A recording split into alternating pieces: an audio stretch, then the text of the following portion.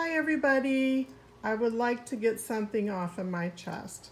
And please don't think I'm petty about this because it's actually kind of a warning for you and something to look out for. I bought this blender about 3 years ago. I haven't used it very much and I mostly use it to make smoothies. I did have a blender, but it was an old blender and it was not strong enough to turn ice into snow. And the Ninja is known for being able to do that. So I treated myself to this nifty, strong, powerful blender. I'm trying not to say the brand name. So I went to get it out the other day and I wanted to make a smoothie and I discovered that something's wrong with it. And like I said, I haven't used it very much. And so I turned it on and the power light was blinking. So I'm like, what the heck does that mean? It's never done that before. So I went online, watched a video, and there's two things that you have to make sure are done correctly when you put the pitcher onto the motor part. And it's not really necessary to explain those two things at this point, but the pitcher itself goes on a very specific way, and if you don't do it correctly, you will break the entire blender and render it like a piece of junk. I mean, you won't be able to use it anymore. It's just worthless. So I wanted to tell you about that. So I think what happened, okay, first of all, when you put the pitcher on, the handle has to start either on the right side or the left side.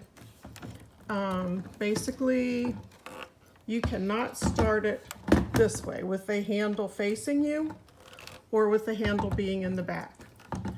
So with the handle on the left or the right, the pitcher itself goes on perfectly and you turn it and it clicks. Well, I did that the other day. It clicked and the power was on and the power light was blinking, but it wouldn't blend. So I'm like, what happened to my blender? It was fine the last time I used it, and it was just sitting on a top shelf where nobody could get to it, so it was a total mystery to me as to what happened. So I asked Carl if he'd help me try to figure it out. I thought maybe we could fix it.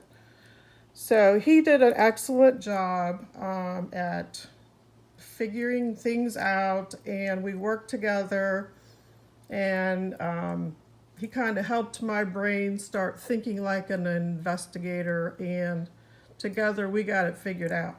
But I want to warn you about this particular blender because there is something about it that is very poorly designed. Now, if you follow the directions on how to put the pitcher on the blender, you'll be okay. But if somebody gets your blender out of the cabinet and just decides to use it and knows nothing about how to put the pitcher on the motor base, they're probably going to break it. Because like I said, it can only go one way.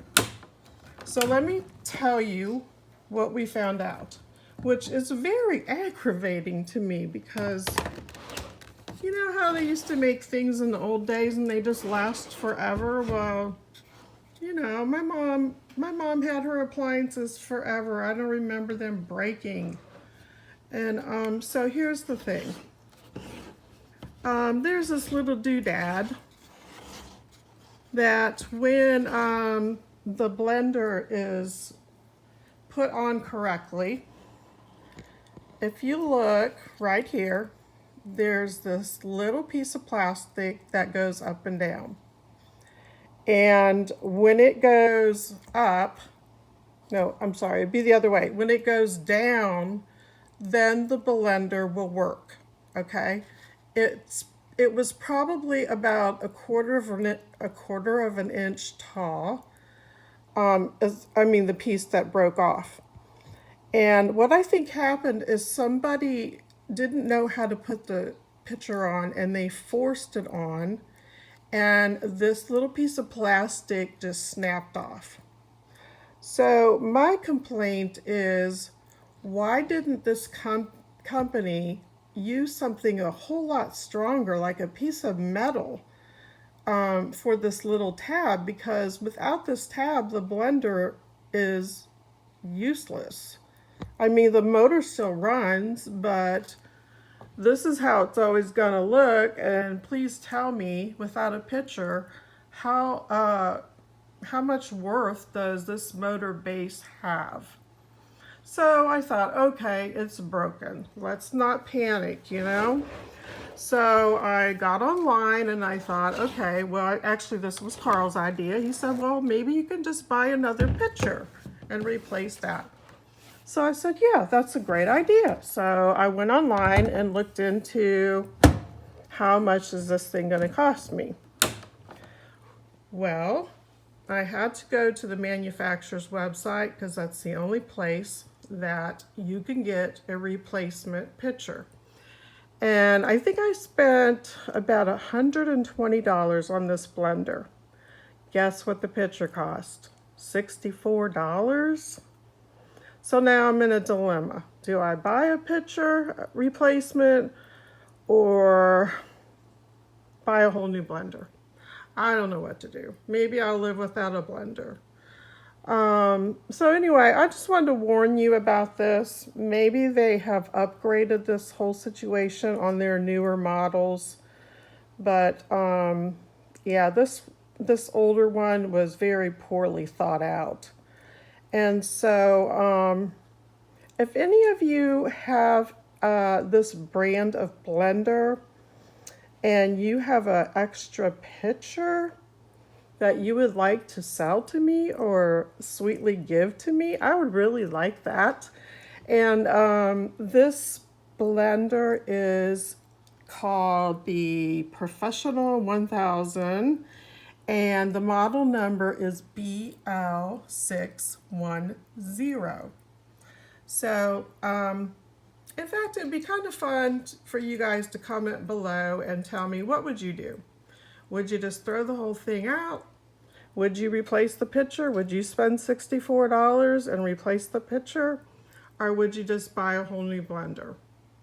Another thing I thought of is maybe I could go on Facebook and do a in search of this pitcher. And just one more thing, you know, it'd be really nice if this company could have made a pitcher that was like a standard size and that would fit on every future motor base. Wouldn't that have been nice? But no, they made a pitcher with this tiny little plastic tab that easily breaks, so that when you need a new pitcher, you have to spend $64 to replace it. To me, that's kind of a scam. I'm just saying. So thanks for hearing me out. This has been great therapy for me, and I appreciate you listening. And be very careful when you go out and buy a blender. Do some investigating first. Thanks, y'all. Have a good day. Bye.